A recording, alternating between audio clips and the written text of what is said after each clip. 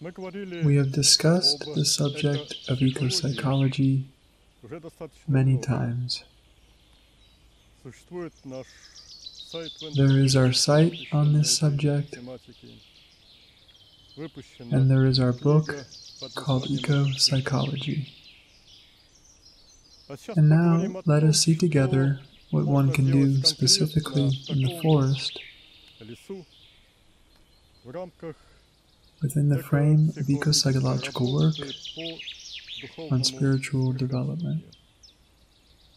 Let us start, as always, with explaining the terms, so that everything that we are going to discuss can be comprehended without misunderstandings. So, ecology is the science about the relationships of an organism with its environment, and psychology is the science about the soul, which also may be called consciousness. Therefore, one has to understand ecopsychology as the branch of ecology that studies the relationships of an organism with the environment, not on the level of the bodies, but on the level of the souls. The main theme of research in ecopsychology is the methodology of the spiritual development of man. It is through harmonious communion with living nature, with souls incarnated here in such an abundance, that one can easily grow up to successful interaction with our divine teachers, who, here in the creation, represent our common Creator.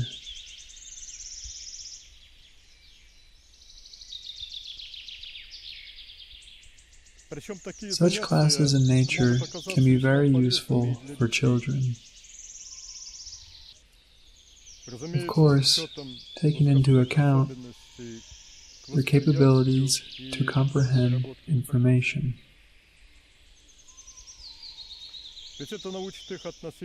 This can teach them to regard people, animals, and plants as living beings. That is, carefully, tenderly, with compassion, and a caring attitude.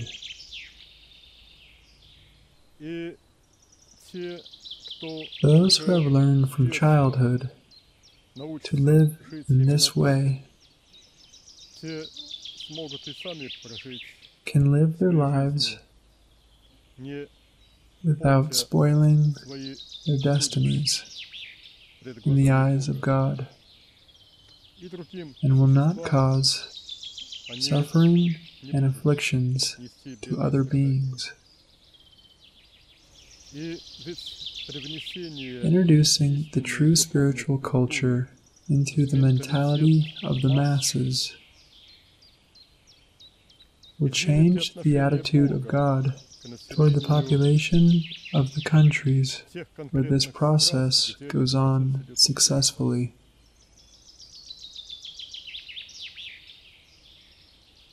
And then one can expect, thanks to this, a growth of the level of well-being of the population of these countries.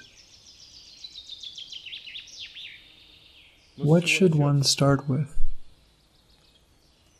For example, one can teach children and adults to feel with one's palm the energy cocoons around the bodies of living objects.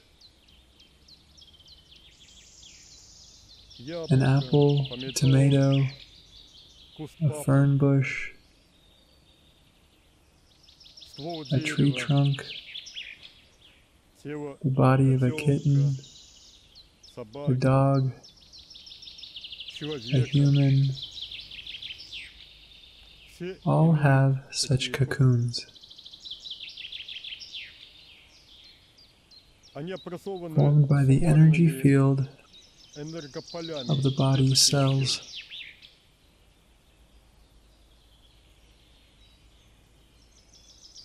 And if in the body there is a wound, or a source of illness or pain, then in this area one can easily discover a change in the density of the cocoon and a distortion of its boundary. It can be, for example, a prominence of the cocoon's boundary in that place where there is an acute inflammatory disease. Or, on the contrary, it can be a concavity in those places with a lower level of energetical activity. This can be a sign of a chronic disease with its focus located in this place.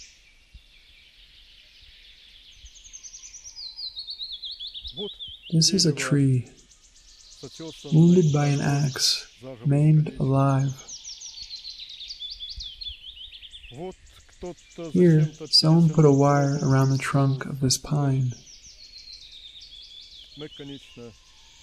We, of course, removed it.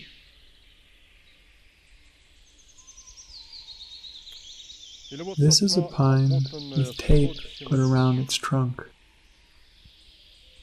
The cells of the bark under the tape lack air. They become affected with mold and rot alive. If you see such cases, please remove these tapes. If one feels the cocoons of such plants, attuned with them by the soul, one could see and understand that such wounds are not insignificant for them. Yes, they can suffer. And if children become convinced that this law is the same for both every one of them and for all people and for animals and for plants, and that therefore everyone may one day suffer from the cruelty of ignorant people, and such children from an early age discover in themselves the emotion of compassion.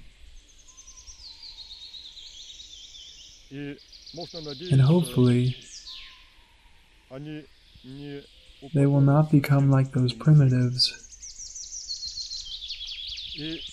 who maim their own destinies by causing harm to other beings.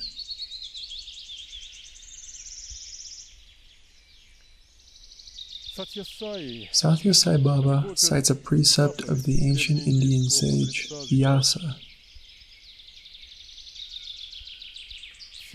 Help ever, hurt never.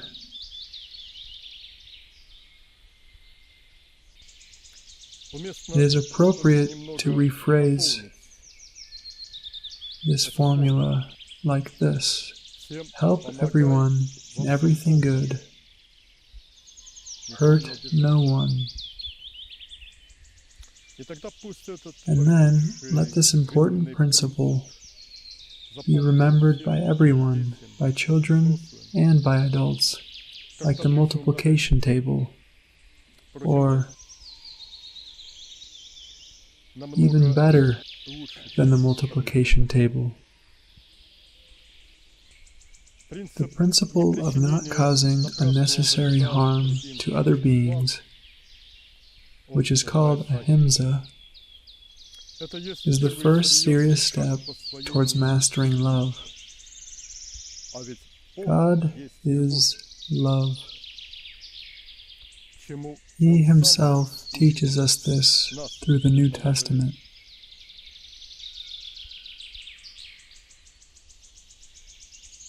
And we can become closer to him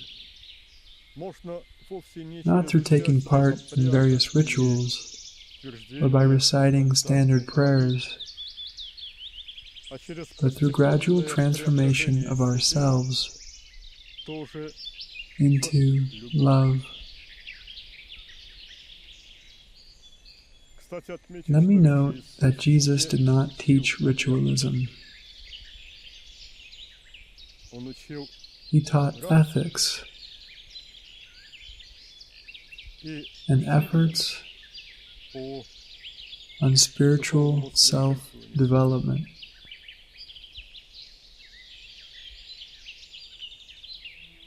Love has many aspects. Everyone can check themselves. Do I have, for example, the quality of caring? And is it non-obtrusive and non-bothersome? Do I have tenderness? And is it non-sugary? Or, on the contrary, is there coarseness in me, a contemptuous attitude towards others, or haughtiness, and do they correspond with the principle of love? How did I not understand this before?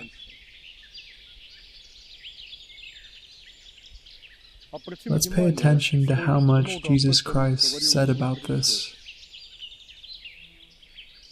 Satya Sai Baba, the Messiah of our days, also talks about this in his discourses.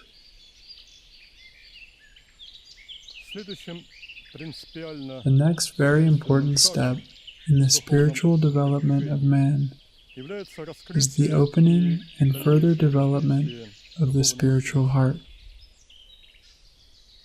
We have described in detail how this can be done in our book, Ecopsychology. And we have demonstrated this in some of our films, including the film Spiritual Heart. Also, everyone certainly wants to get rid of long-lasting diseases, which get worse over time. To improve one's health and to realize in oneself the functions of the spiritual heart. All of this is very easy to do at corresponding places of power. Places of power are zones on the land or water that differ significantly from the surrounding areas by their energetical features. There are positive and negative places of power. The former are useful for us, while the latter are usually harmful. At positive places of power, it is much easier to work on cleansing and developing the chakras and meridians, to get rid of various diseases, and to refine and grow oneself as a consciousness.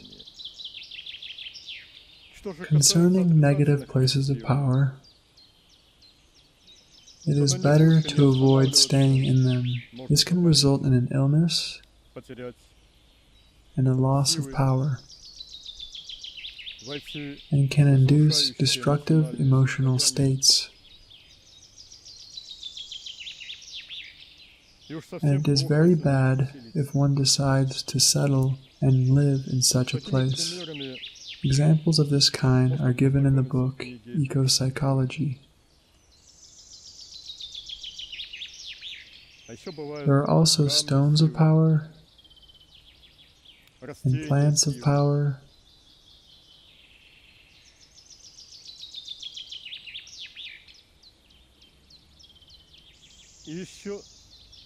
At many positive places of power,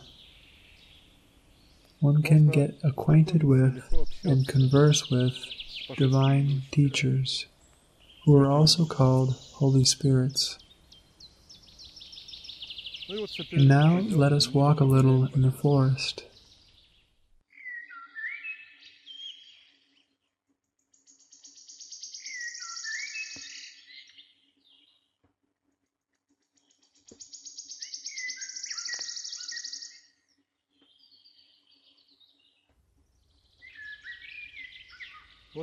For example, this is a plant of power,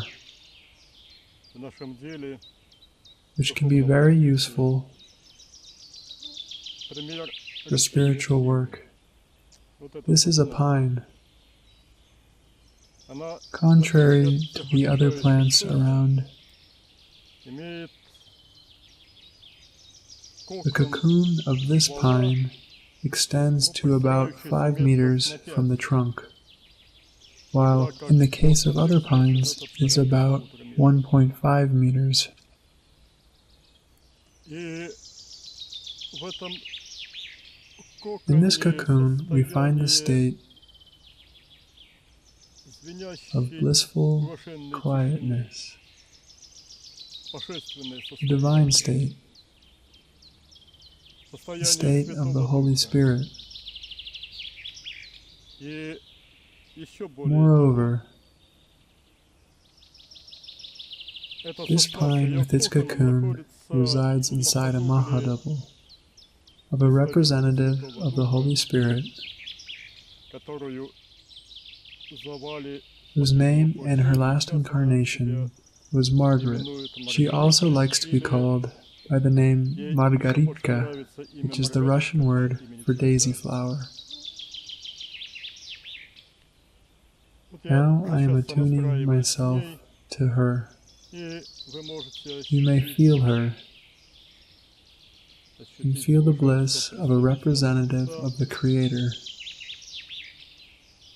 a female representative of the Creator.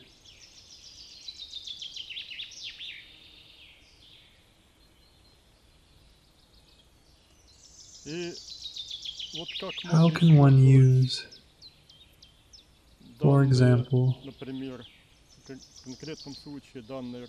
this plant of power for spiritual development? First, we can attune with the cocoon of the trunk and can introduce the state of the cocoon into the body. Thus, we can get rid of coarse energies that may be present in the body. Second, we can fill the entire cocoon of this tree with the spiritual heart. For beginners, it can be difficult to feel the giant sizes of the Holy Spirits. So, there can be an intermediate stage of expansion and development of the spiritual heart that we can master with the help of plants of power. The height of the cocoon of this pine is several tens of meters. The diameter of the cocoon of the trunk is about 10 meters. We can fall backwards from the anahata of the body with the help of the arms, which we necessarily should feel when we exit from the body as a spiritual heart. We fill this cocoon from inside and feel its boundaries from inside.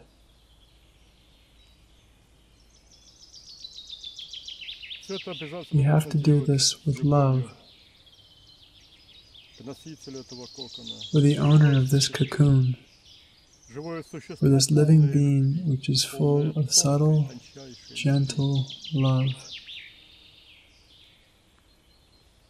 We can receive love and spiritual help in response only if we too give our love.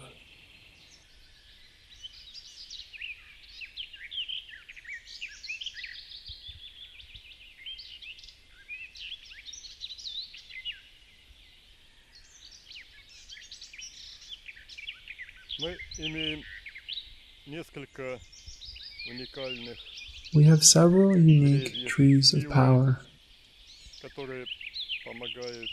which help us to heal our bodies. One of such plants is a poplar at a place of Satya Sai Baba. There is a pine at a place of Margaret. Divine Margaret, who was a sister of Divine Nagomo in the past. At a place of Manuel, there is also a remarkable birch which can help us a lot. And these are spruces, which can also give much to us. For example, I slightly move my body and touch by the backbone the boundary of the cocoon of the trunk. This alone can help one to cure diseases of the backbone.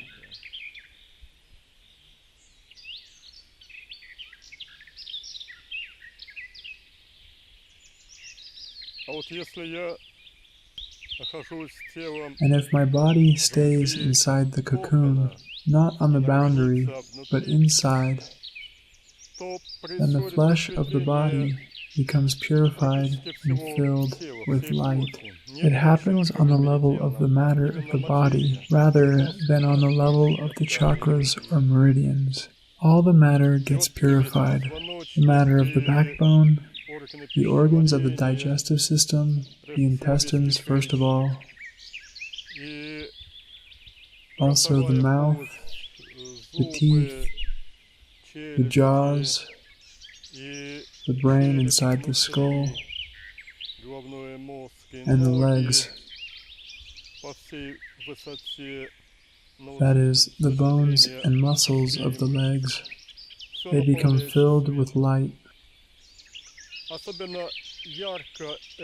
This can be felt very vividly if one touches the trunk by one's back and then merges by the consciousness with the light of this plant and enters, together with the soul of the spruce, into the body.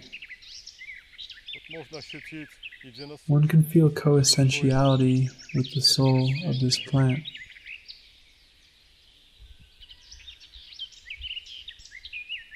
I completely fill with myself the trunk, the crown, the top of this spruce, and its roots also. It is much larger than my body. It, as a soul, is very pure and subtle. And now I can purify my body with the help of its power. Concerning my body, if it were contaminated, then it would be very easy to purify it with the common efforts of mine and of this plant. Yet there is no need to do this, because my body is not contaminated.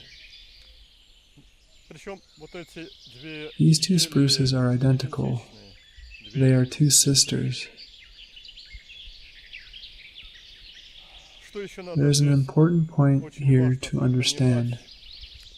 Namely, the special qualities of these plants do not depend on the chemical composition of the wood, or on the number of trunk rings, or on the number of needles in the crown. It depends on something different. What is the main difference between them and many other trees of the same size, growing on the same soil, under the same sun, surrounded by other plants? What is the main difference between these spruces and other spruces? They differ by the qualities of the souls. It is very important to understand this. As in human bodies, there are souls that are very different by their qualities. Likewise, in the bodies of animals of the same species, there are also very different souls. Take dogs, for example. It is the same with plants. There are souls of different ages, psychogenetic ages, and such plants are very glad to have contacts with people who grow spiritually. They are willing to help such people.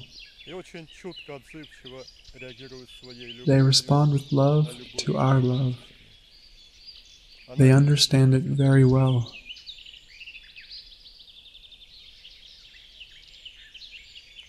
Try to find such plants in your region.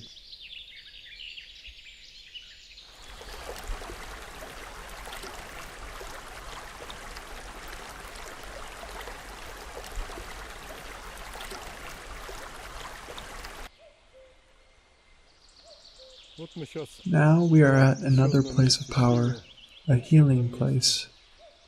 This is a place for working with the Vishuddha chakra.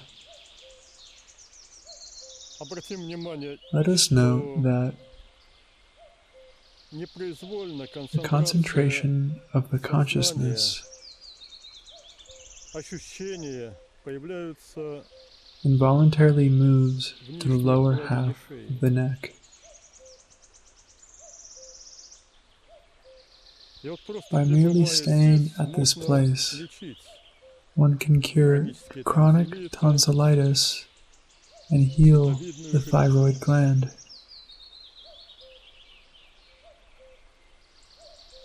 This place is created by sound, the sound of this forest brook. This sound resonates in the Vishuddha chakra. One can also extend the walls of Vishuddha,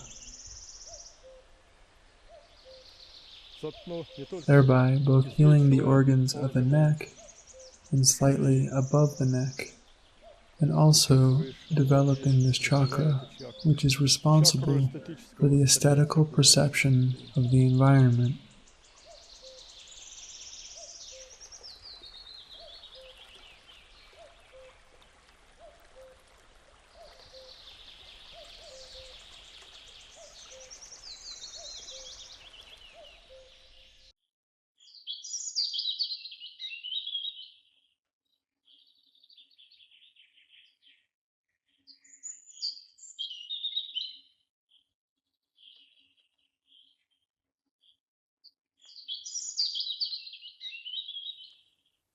Now we are at another remarkable place of power,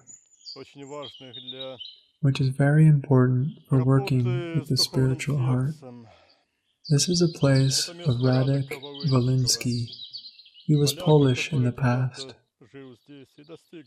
He lived here and attained divinity, the divine perfection. At present, at this place,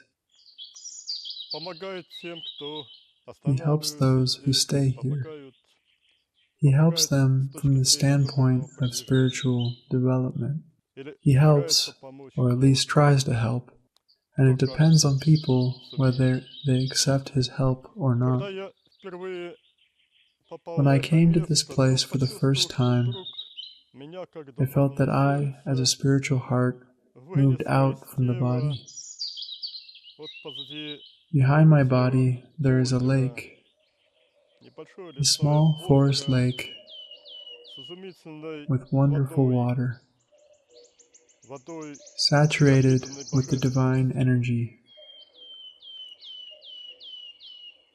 To relax in it is one of the highest blisses. What is the most important feature of this place? It allows us to learn to be as a spiritual heart outside the physical body.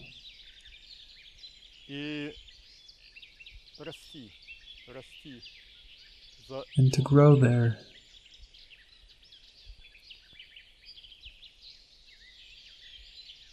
In other cases, one may need to make efforts to exit as a spiritual heart from the Anahata chakra and to begin to live independently of the material world. But here, Radha helps us to do this. This happens involuntarily, as if by itself. It is enough just to stand there, to relax, and if the Anahata is developed and the body is energetically pure, then we suddenly appear as large spiritual hearts 200 meters behind our bodies. Then we can assume anthropomorphic form, that is, assume a form resembling a human body, necessarily with arms.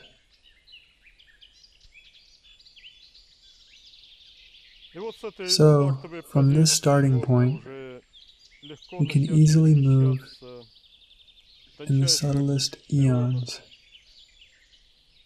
Develop the arms, develop the flexibility of the consciousness, and develop its ability to move in space. We can make the arms larger and larger, embrace the Holy Spirit with them, and move from one eon to another with the help of the arms, and reach the abode of the Creator, if we are worthy of entering it and merging there with Him. We know such places on the seaside as well, but on the seaside they allow us to work on much larger scales. It may be even difficult to realize the scale of changes that are happening to us thanks to this.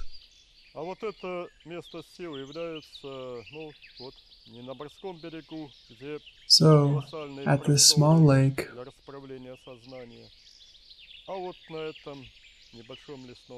one can begin training of that kind. You too may look for such places in the area where you live. Look at lakes and rivers. Look at expanses from hills or mountains. Maybe you will also find such wonderful places with such great divine teachers.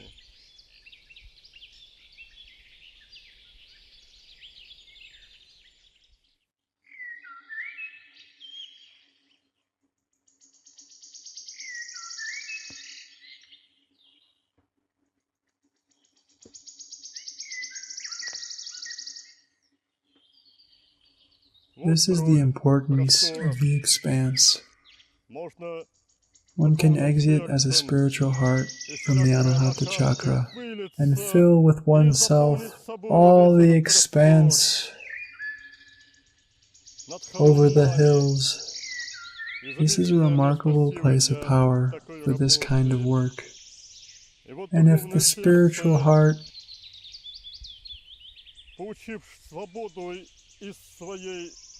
becomes free from the chest, it gains the ability to move independently of the physical body. We can begin to feel the arms of the consciousness growing from the spiritual heart. We can love God. We can be free from the dependence on the material world. Jesus taught, God is spirit, and those who worship Him must worship in spirit and in truth. That is, with correct understanding and with the free consciousness. We have to come to a meeting with God consciousness, also as consciousnesses which are much larger than our physical bodies.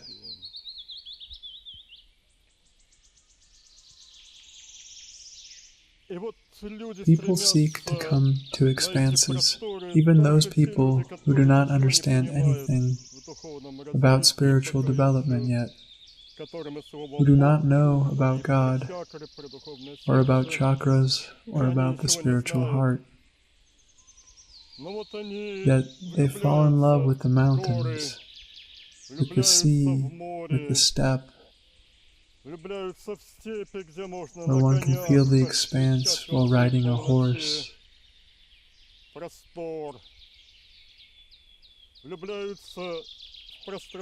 Or the expanse over large lakes. And God gives bliss to them, encourages them, because they develop themselves as spiritual hearts. I recall now a song of Vladimir Vysotsky. The entire world is on your palms. You are holding your breath in delight, and slightly envy those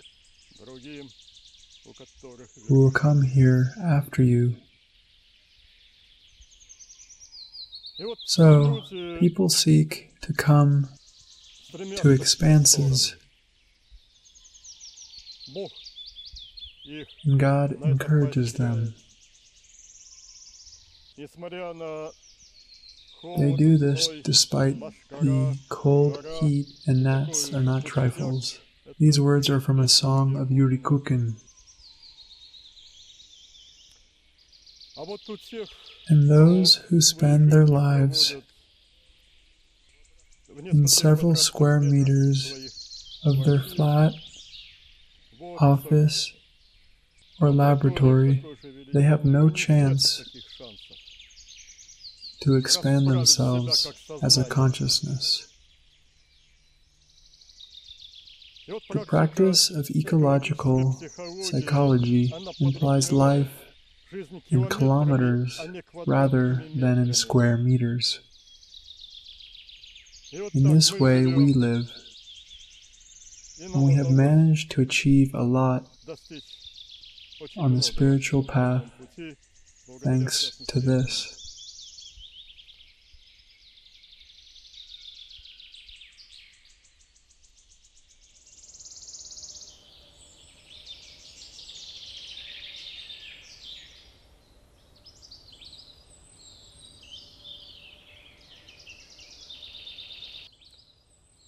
When I came to this place for the first time,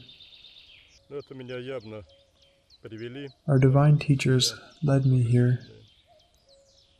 I suddenly heard the following words. It was evening. Everything is good under the shining of the moon. It is a verse of the great Russian poet Nekrasov.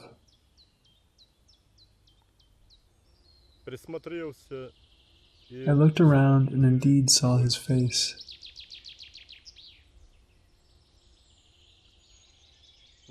With beard. which we had known since my school years.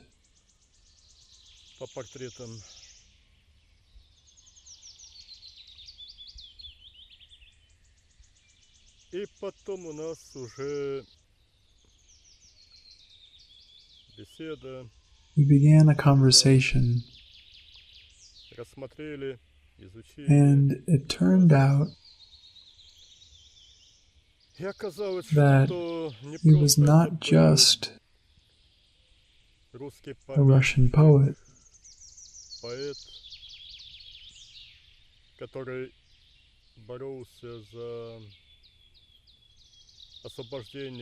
who struggled to liberate people,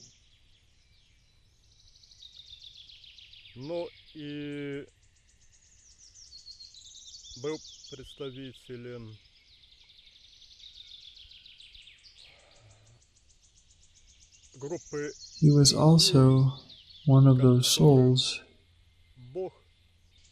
who are called geniuses by God. Adler told us about them. You can read about it in the book Classics of Spiritual Philosophy and the Present. Who are geniuses? They are those souls who incarnate from the divine level, but having been born in an adverse spiritual environment, they are incapable of becoming aware of their divinity.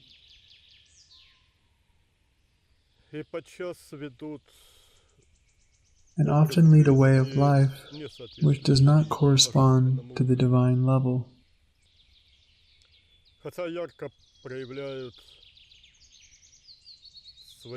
Though they brightly manifest their talents, and as much as they can, they preach love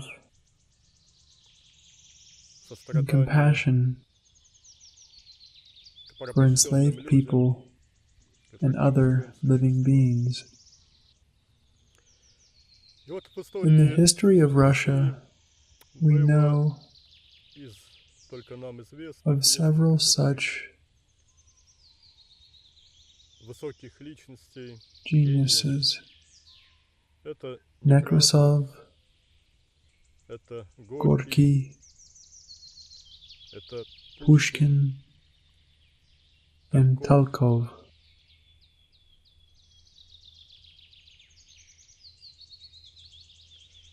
They demonstrated their divinity again after disembodiment, that is, the jiva united with the kundalini. Such a divine soul, after disembodiment, can manifest its divinity and be a divine teacher. I remember an interesting case with Gorky. It was to the north of St. Petersburg.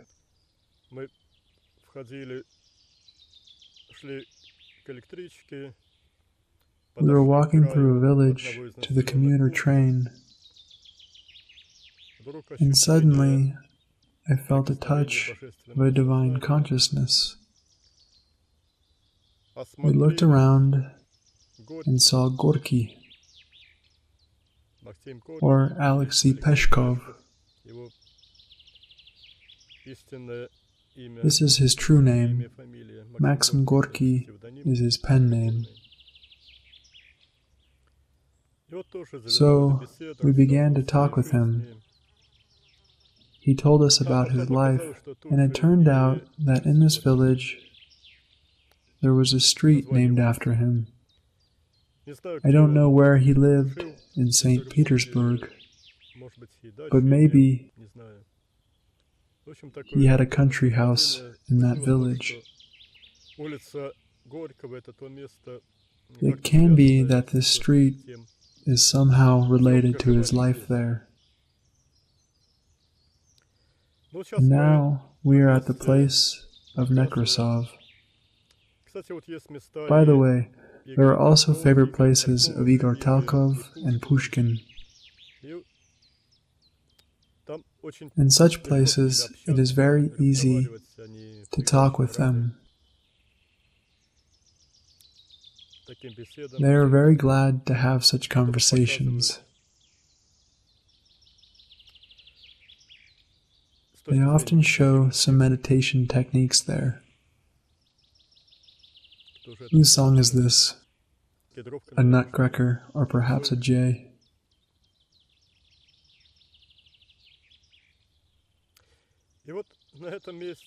At this place, the place of Nekrasov, there is an interesting detail. I described already how on places of power, mushrooms can sometimes grow in non-typical season,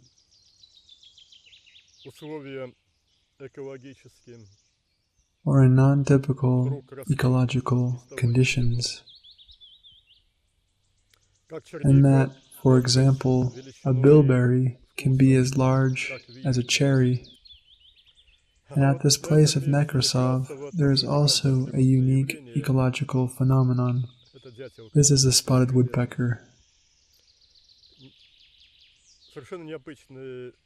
I have never heard such a call of a woodpecker. Perhaps it was Nekrasov who made this woodpecker sing like this. This song, kek kek, is typical of spotted woodpeckers. It is very easy to recognize it.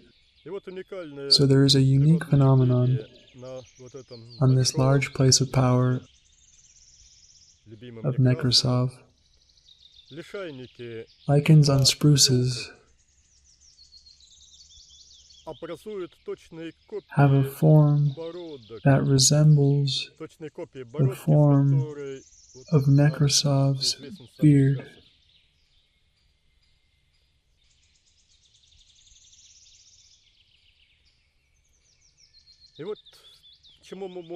What can we learn from him now? What does he show here? Even though all divine teachers are one in the Creator,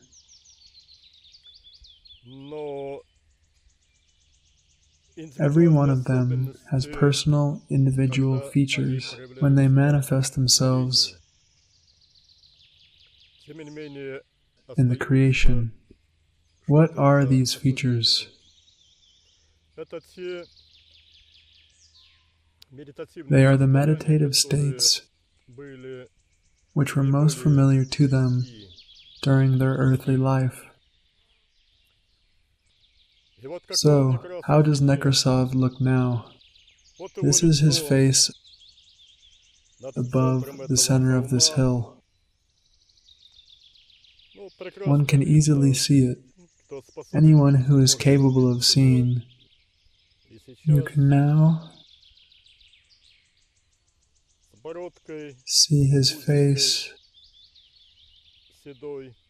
with beard, and below his face there is his giant anahata,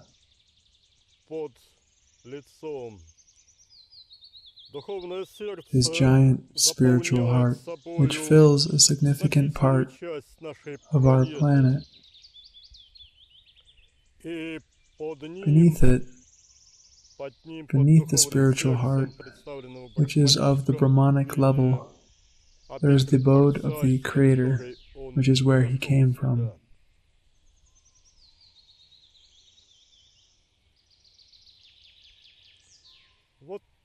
In this way, by imitating him, one can develop oneself as a giant spiritual heart. Let us try it. I have said already that there is no hell inside the planet. On the contrary, our planet is filled with the divine consciousness, and we can develop spiritually by filling the earth as Nekrasov fills it with the spiritual heart. If one passes through the core of the planet, one can then find a boundless expanse which is not limited by the size of the earth, and can find the abode of the Creator. All of this can be explored quite well when on this place of power, with the help of Nekrasov.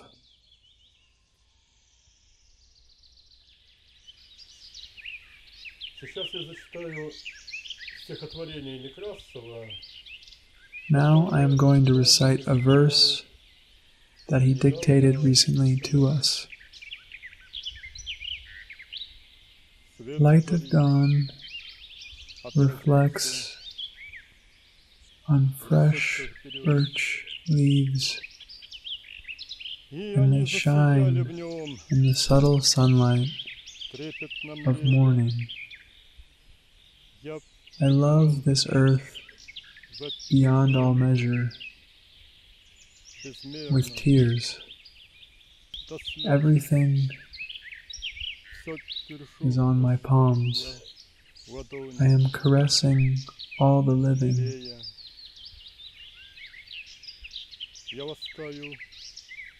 I am cherishing trees, kissing blossoms, embracing them warmly to give them a loving sensation.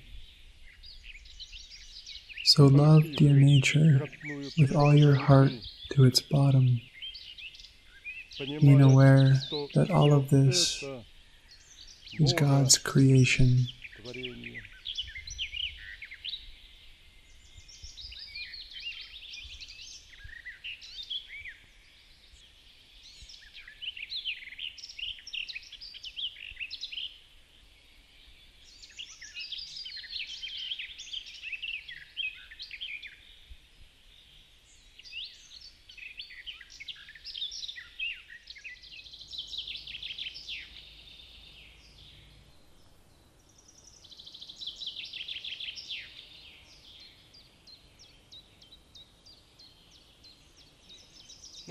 Now we are at another remarkable place of power. This is a giant, kilometers in size, place of power of Nagomo, with a large diversity of points, where one can meditate very well. Here, there are sands of Nagomo that can be used for cleansing and purifying the body. And this too is also a great place. Who is Nagomo? You can read about him in our book, Classics of Spiritual Philosophy and the Present. He told us about his personal evolution up to divinity. In particular, he was an Orthodox monk. He told us that in this life, Jesus touched him with his wing of love. And from that moment on, he began to progress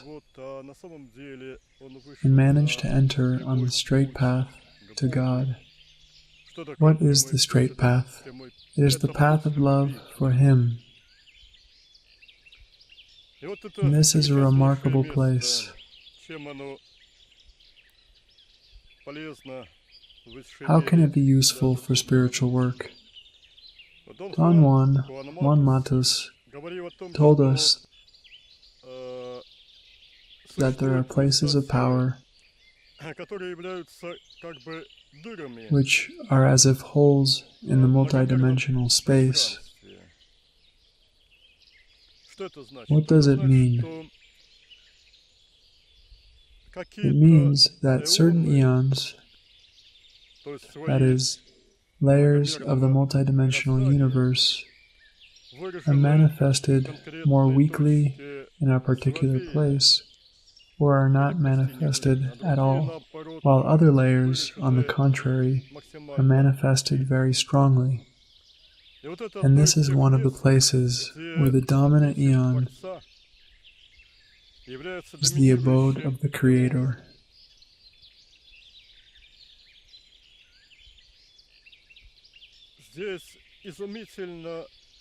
Here we can very easily cleanse the chakras by introducing our hands into them from behind, if we have learned to be behind the body. Here it is also very good to cleanse the middle meridian. From the depths of this hill, we introduce the hands of the consciousness into this meridian and cleanse it. Wash it with the use of an image of a rag with soapy foam. We can cleanse the entire middle meridian up to the top part of the Sahasrara chakra. We can open a passage leading up from the Sahasrara. We can exit from it, look around, and then come back into the meridian. We can do everything right from the abode of the Creator. It is a wonderful place. What is another interesting feature here? There is a statement of Hermes Trismegistus.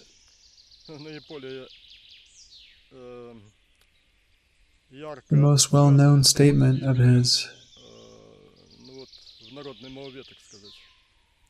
That which is above is like that which is below, and that which is below is like that which is above.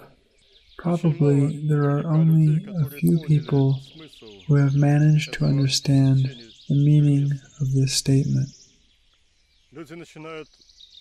People either go crazy about this formula or begin to fantasize that in the kingdom of gods, the same things happen as in the world of incarnated people, namely drinking, jealousy, quarrels, and killings. These are ill fantasies, very ill by their consequences, because they defile God, defile the true knowledge about Him. What is meant by this statement? Its meaning is that the abode of the Creator should be cognized by us both above and below, with regard to our bodies and with regard to the entire planet. If the consciousness is developed enough, if it is large enough, then this can really be done. One can be both above and below the planet at the same time. Moreover,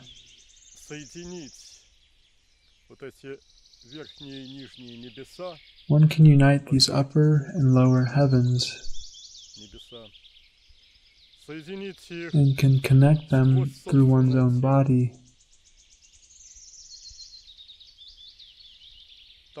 so that in this point of the multidimensional space, where there is the body, one can perceive oneself only as the primordial consciousness residing in the abode of the Creator.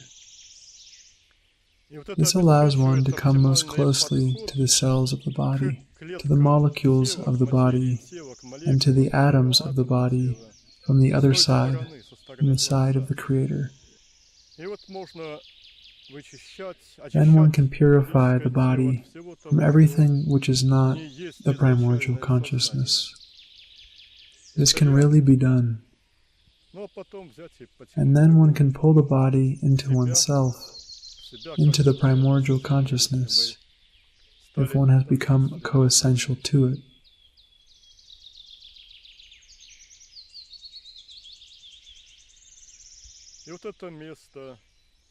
Let me remind you that this place is created by great Nagomo. It is his African name from his African incarnation. He likes this name more than his other names. Of course, he was incarnated in many places, just like every one of us.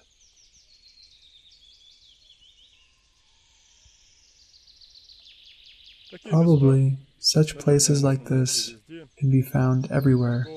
He and other divine teachers create them by their constant presence. This place was created by him, by his constant presence here.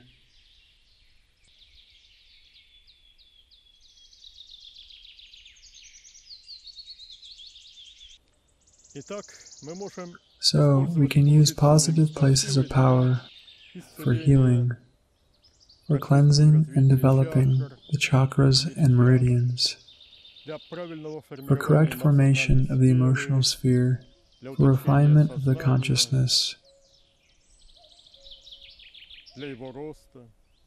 for growing the consciousness, for conversing with divine teachers,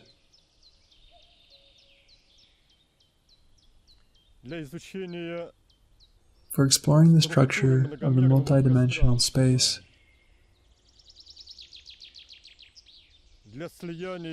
for merging with the Creator in his abode, and for divinizing the cells of the body. We have already discussed some of these subjects in this film, and in our previous films, and we will talk about this more in the future. I wish you success on this path.